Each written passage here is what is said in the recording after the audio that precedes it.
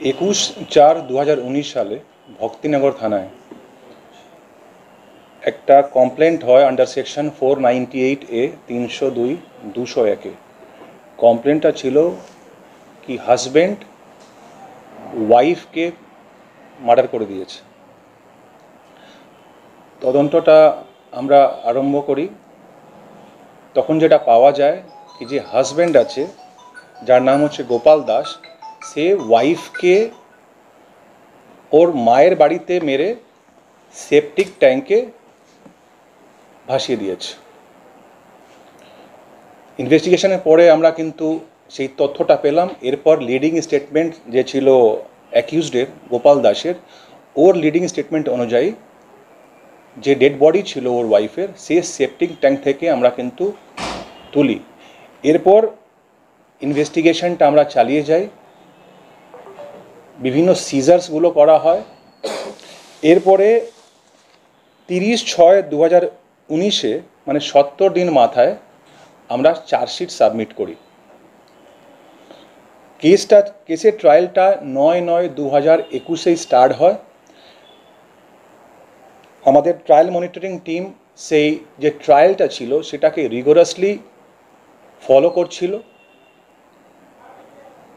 আর ইনভেস্টিগেশনটা আইও আছেন sub inspector দেবাব্রত Khan, এখন NJP থানাতে উনি কর্মরত আছেন। সেই সময় কিন্তু উনি আশিগড় ওপিতে পোস্টেড ছিলেন।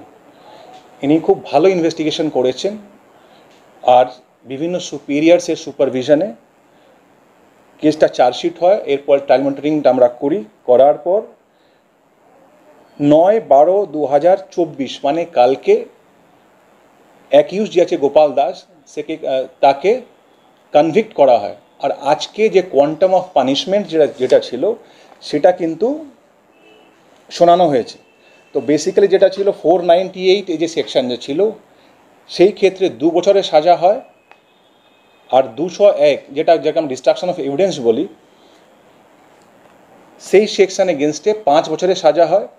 আর যে মার্ডার সেকশন আছে, যে 302 সেকশনটা আছে, সেই ক্ষেত্রে ডেথ পেনাল্টি কিন্তু কোর্ট প্রনাউন্স করেছে। এই হচ্ছে মোট আমাদের কেস।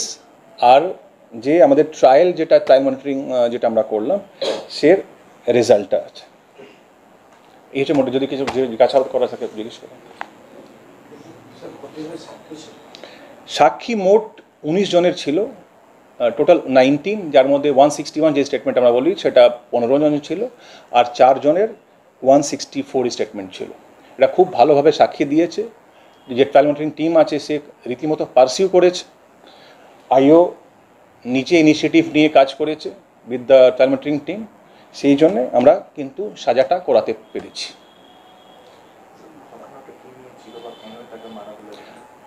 অ্যাকচুয়ালি ওনাদের বিয়েটা 7 বছরের কাছাকাছি হয়েছিল। নিজের মধ্যে অশান্তি ছিল।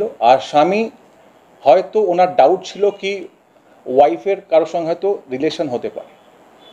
সেই ঝগড়াকে নিয়ে ওয়াইফ নিজের মায়ের বাড়িতে 18/4 চলে আসলো।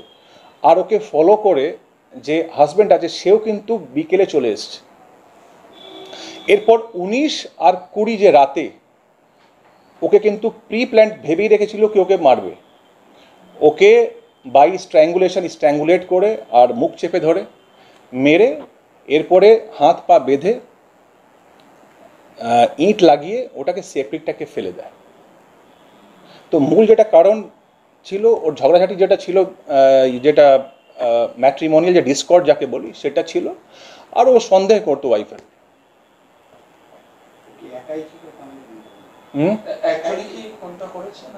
একাই একজনই ছিল।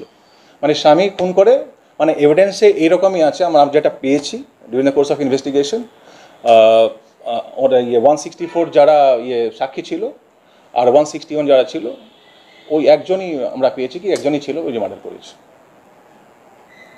এটা তো সোসাইটির কাছে এর মেসেজ যাচ্ছে কি যদি কেউ এরকম ক্রাইম করে, হ্যাঁ, বা যেরকম ক্রাইম করে, তাহলে সেটা কিন্তু শাস্তি যদি হয় তাহলে সোসাইটির কাছে একটা লার্জার মেসেজ যাবে আর কি, that will act as a deterrent in committing the crime.